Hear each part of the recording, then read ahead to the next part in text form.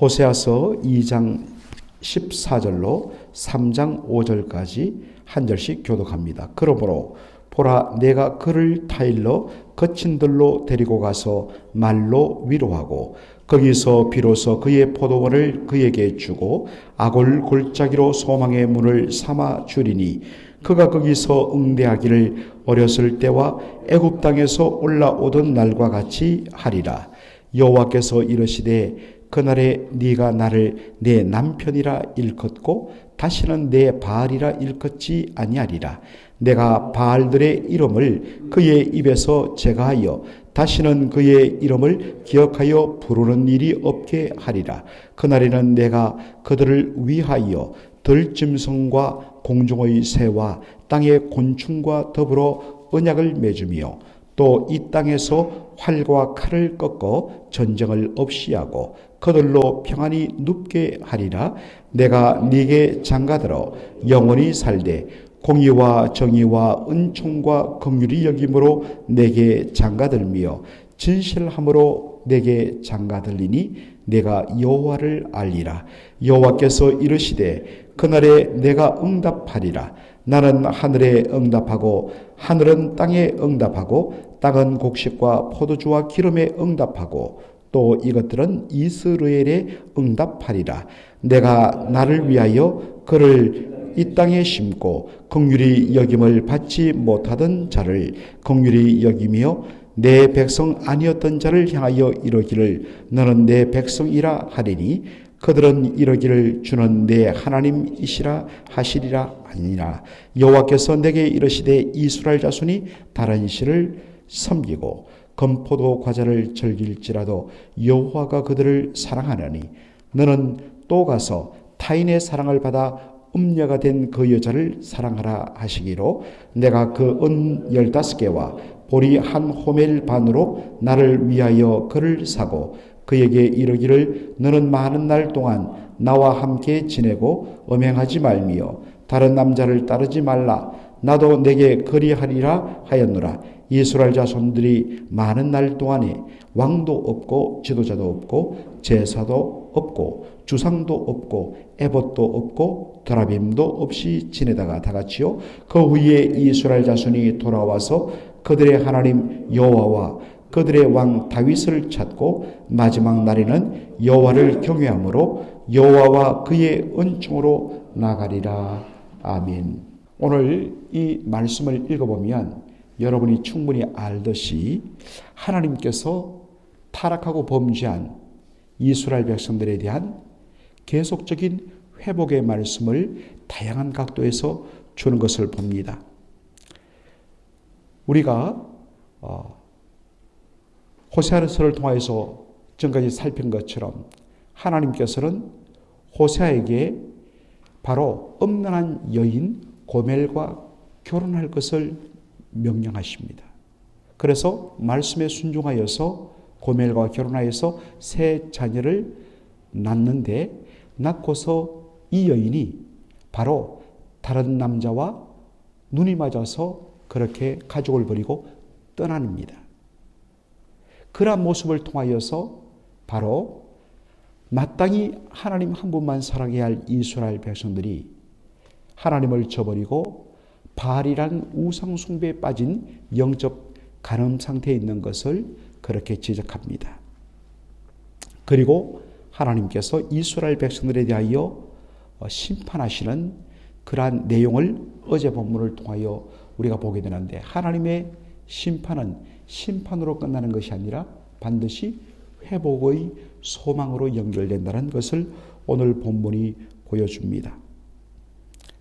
그래서 오늘 본문에 보면 그러한 하나님의 여러 가지 회복의 장치들, 바로 완전히 초토화됐던 그 땅에 곡식들이 나고 풍요가 들어오고 그리고 하나님 백성이 더 이상 불리질 수 없는 이스라엘 백성들에게 하나님의 백성이라는 이름이 돌아가고 그리고 오늘 사실 깊이는 못 다룹니다만 3장에 나와 있는 대로 완전히 남편을 떠나고 가정을 버리고 떠났다가 완전히 이 남자 저 남자 거치면서 나중에는 완전히 창녀로 전락하여서 완전히 팔려버린 이 고매를 다시 사랑하여 다시 돌이킬 수 없는 그녀를 돌이키는, 그리고 다시 자신의 아내로 맞이해주는 바로 호세의 모습을 통하여 하나님께서 완전히 타락하고 더 이상 하나님의 백성이 아닌 이스라엘 백성들을 받아주시는 놀라운 모습을 오늘 보게 됩니다. 오늘 2장 14절은 바로 반전의 단어 보라라는 단어로 시작한 것을 보게 됩니다. 여러분, 신약 성경이나 구약 성경에서 갑자기 보라 하는 단어가 나오면 이것은 새로운 일이 시작된다. 앞과는 다른 이 컨버스, 반전이 시작된다는 것을 보여주는 단어입니다. 그런데 우리 한글 성경에는 이 보라라는 이 중요한 단어가 잘 번역이 안 되고 있습니다. 그런데 고맙게도 이 호세아서 2장 14절에는 번역이 되어 있어요. 영어로는 behold. 갑자기 쭉 나가다가 새로운 장면이 탁 정리되는데 behold라는 말을 쓸 때는 우리가 주목을 해야 합니다. 하나님께서 앞과는 완전히 다른 새로운 일을 이제 펼치시겠구나라는 우리의 그 주의를 이끄는 말씀입니다. 하나님께서 범죄하여서 완전히 버림받고 심판받은 이스라엘 백성들에게 제일 먼저 한 것은 말로 위로하는 것이었습니다. 너희들 이런 고생을 당해도 마땅히 해 라고 말하지 않았습니다. 하나님은 완전히 거들난 그들의 마음을 어루만지며 따뜻한 말로 다독이고 위로해 줍니다. 참 이것이 너무나 중요합니다. 우리 사람과의 관계에 있어도 참 이러한 부분 너무나 중요합니다. 하나님께서 그들을 따뜻한 말로 다독이십니다. 여러분, 바로 하나님께서 거기서 그들에게 포도원을 주시겠다고 말씀합니다. 사실은 거기는 지금 완전히 무너져버린 이스라엘 백성들의 그 삶의 환경에서는 포도원이 어디 있습니까? 아무것도 없는 곳인데 내가 너에게 포도원을 다시 주겠다. 물론 이제 이스라엘 백성들이 포로에서 돌아오면서 다시 완전히 황폐했던 그 땅들이 다시 개간되면서 포도원들이 생겨난 것도 분명한 사실입니다만은 여러분, 이 포도란 것은 바로 기쁨과 풍요를 상징하는 상징물입니다. 그러므로 내가 너희들을 다시 풍요롭게 하며 너희들에게 기쁨을 주겠다는 그러한 메시지로 우리는 볼 수가 있습니다. 그 다음에 보니까 아골 골짜기를 소망의 문으로 내가 만들어 주겠다. 이게 무슨 말일까요? 여러분, 이 아골이란 말은 바로 고통과 고난을 말합니다. 고통과 고난을 내가 소망으로 완전히 바꿔주겠다라는 말씀입니다. 그리고 그날이라는 단어가 계속 나오는데 이 그날이란 말은 하나님께서 이스라엘을 다시 회복시키는 날을 뜻합니다. 그날이 되면 네가 나를 남편이라 일컫고 다시는 내 발이라 일컫지 아니하리라. 16절에 나오죠. 여러분, 왜 이 말을 썼을까? 네가 나를 남편이라 일컬고 다시는 내 발이라 일컫지 아니하리라. 왜 이런 말을 썼을까요? 당시 고대 근동에서는, 이 팔레스타인 이 지역에서는 아내가 자신의 남편을 존중하여서 어떻게 부르냐면 바로 나의 주인님 이렇게 부르는 것이 풍습이었습니다. 나는 당신의 종입니다. 이런 뜻으로 부른 것이 아니라 그만큼 남편을 아주 높이는 공교의 말로서 My Lord 이렇게 불렀다는 것입니다. 그런데 이 주인이라고 불려진 이 말의 히브리어 단어가 뭐냐면 바알입니다. 바알. 이 바알이란 말은 우리가 지금까지 계속 다룬 다산과 번영과 풍요의 신 바알신과 똑같은 발음입니다. 하나님께서는 이스라엘 백성들이 다시는 바알이라는 이름조차 그렇게 올리는 것을 원치 않았습니다. 그래서 아예 바알이란 그 개념을 머리에 조금이라도 남겨두지도 않기 위해서 당시 풍습인 남편을 향하여 나의 주인님, 나의 바알이라고 부르던 이 단어를 쓰지 못하게 하셨습니다. 신약적인 의미에서 너희는 거룩한 백성이기 때문에 에베소서 5장에 항상 은혜로운 말, 덕을 세우는 말을 하며 악하고 더럽고 음란한 말은 입에 올리지도 말라라고 이야기합니다. 우리 예수 믿는 사람들은 항상 덕스러운 말, 그리고 조금이라도 우리의 신앙에 어떤 면에서는 덕이 되지 않는 모든 것들은 입에조차 올리지 않고 멀리할 필요가 있습니다. 그 다음에 주시는 말씀이 그날에 내가 그들을 위하여 들짐승과 공중의 새와 땅의 곤충과 더불어 언약을 맺으며 또 이 땅에서 활과 칼을 꺾어 전쟁을 없이 하고 그들로 평안히 눕게 하리라 라고 18절에 말하고 있습니다. 여러분, 들짐승, 그 다음에 공중의 새, 땅의 곤충, 이걸 뭘 이야기할까요? 바로 이스라엘 백성들을 그리고 그 땅을 완전히 해치던 그러한 것들을 말합니다. 여러분, 여기에 땅의 곤충이라는 것은 메뚜기 떼를 말해요. 이 중동 지역에는 메뚜기 떼가 한번 덮치면 그리고 지나가면 완전히 초토화되는 것들을 여러분 TV 혹은 유튜브를 통해서 보셨을 것입니다. 공중의 새, 참 어마어마한 새떼들이 완전히 덮어버리면 그 땅이 완전히 망가지는 것입니다. 그리고 여러 가지 맹수들. 그런데 하나님 말합니다. 이들이 더 이상 이스라엘 땅과 백성들을 괴롭히지 않도록, 피해를 입히지 않도록 하겠다라고 이야기하시는 것입니다. 활과 칼을 꺾어 전쟁을 없이 하겠다라는 말씀. 여러분, 활과 칼은 바로 전쟁의 수단입니다. 하나님께서 이전에 타락한 이스라엘들에 대하여 심판할 때 바로 이방 나라들을 통하여 그리고 전쟁을 통하여서 이스라엘 백성들의 죄악들을 심판하셨습니다. 그런데 하나님께서 다시는 그와 같은 심판의 수단으로서의 전쟁은 없이 하겠고 너희들에게 참 평안을 주겠다고 약속하십니다.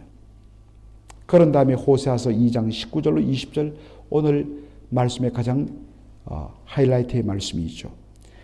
내가 너에게 장가들어 영원히 살되 공의와 정의와 은총과 긍휼이 여김으로 너에게 장가들며 진실함으로 너에게 장가들리니 네가 여호와를 알리라 라고 이야기하고 있습니다. 여러분, 우리 옛날에 남자들은 장가가다, 또 여자들은 시집가다라는 결혼의 개념을 따로 씁니다. 여러분, 왜 그럴까요? 장가는 장인의 집에 들어가는 것을 말합니다. 반면에 시집은 뭐겠습니까? 시댁으로 결혼해서 들어오는 것을 말합니다. 그러니까 둘 다 결혼의 개념이죠. 그런데 영어 성경을 보면 우리는 보통 장가 들다, 시집 간다, 이것은 뭡니까? 결혼 아니겠습니까? 영어로는 marry라는 말을 써야 됩니다. 그런데 놀랍게도 영어 성경을 보면 betroth라고 되어 있습니다. betroth란 말은 바로 약혼하다라는 뜻입니다.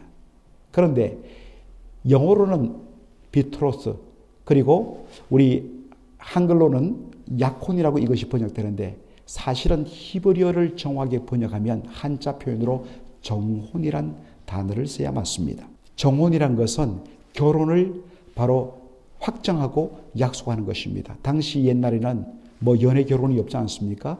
양가 집안 어른들이 서로 우리 결혼합시다 해서 결혼을 확정하고 결심한 바로 이것을 비트로스, 그 정혼이라고 이야기하는데 순결한 처녀를 아내로 맞이하겠다는 결혼의 약속입니다. 고대 건동에서는 일단 양가가 서로 결혼하기로 확정하고 정혼하게 되면 두 사람은 법적으로 부부가 됩니다. 다만 두 사람이 온전히 결혼할 때까지 동침하는 것은 금합니다. 여러분, 지금 이스라엘의 영적인 상태가 어떻습니까? 음란한 여인 고멜처럼 완전히 남편에 대한 정결함을 잃어버리고 바로 부정하고 타락한 모습이 되었습니다. 그런데 하나님께서는 그 완전히 무너진, 너무나도 추악하게 된 이스라엘을 향하여 마치 정말 순결한 처녀처럼 이스라엘 백성들을 새롭게 대해 주시겠다는 표현입니다. 그 표현을 쓰기 위해서 내가 너에게 장가들겠다라고 그렇게 표현한 것입니다. 우리는 영적으로 범죄하고 더러워진 죄인들이었습니다. 그런데 하나님께서 우리들을 그리스도 예수의 순결한 신부로 받아주셨습니다. 그것이 가능한 것은 바로 예수 그리스도의 보혈의 공로로 우리를 깨끗하게 덮어주시고 의의 옷을 입혀주시고 우리를 그리스도의 순결한 신부라고 그렇게 말씀하여 주신 것입니다.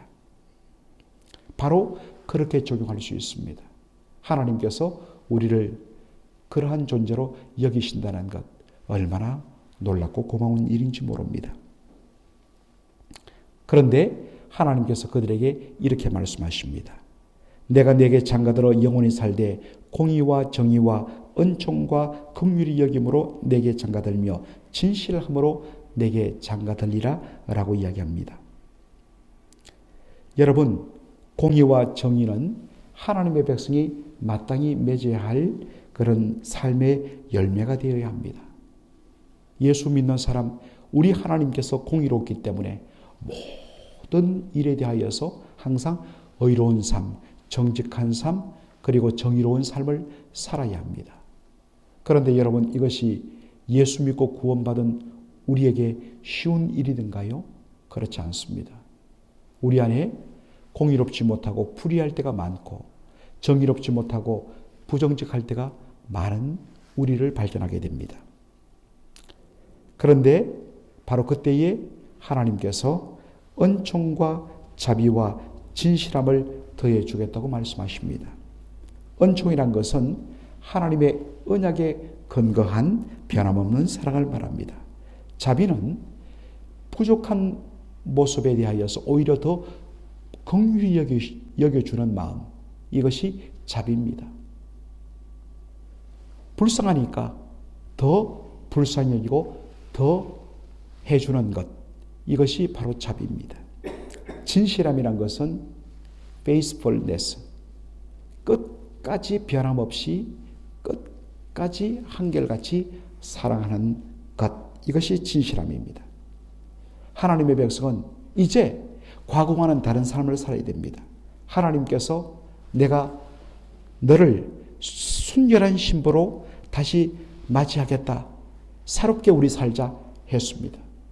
그러면 이전 과거의 삶, 자신의 타락한 삶은 던져버리고 정말로 자신을 다시 받아주실 뿐만 아니라 완전히 아무런 문제가 없는 정결한 신부처럼 받아주신 그 남편 대신 하나님의 은혜에 대하여 감사하며 정말 그분의 뜻대로 정의롭고 정직하고 공의롭게 살아야 합니다. 그러나 현실적으로 그렇지 못한 우리들에 대하여 하나님께서는 하나님의 은총과 진실과 자비로 바로 채워주시면서 계속적으로 우리를 이끌어 가시겠다는 것입니다. 여러분, 우리는 두 가지를 붙잡아야 됩니다. 하나는 최선을 다해서 공의와 정의로운 삶을 사는 삶. 동시에 그렇게 살지 못하는 연약한 우리를 향한 하나님의 은총과 자비와 진실함이라는 이 하나님의 마음을 붙들어야 되는 것입니다. 그렇게 살아가시는 저와 여러분 되기를 주의 이름으로 축원합니다. 아멘. 아버지 하나님, 은혜와 사랑을 감사드립니다. 오늘 이 새벽에 호세아서 2장과 3장을 통하여서 하나님과의 언약의 관계가 완전히 파탄나고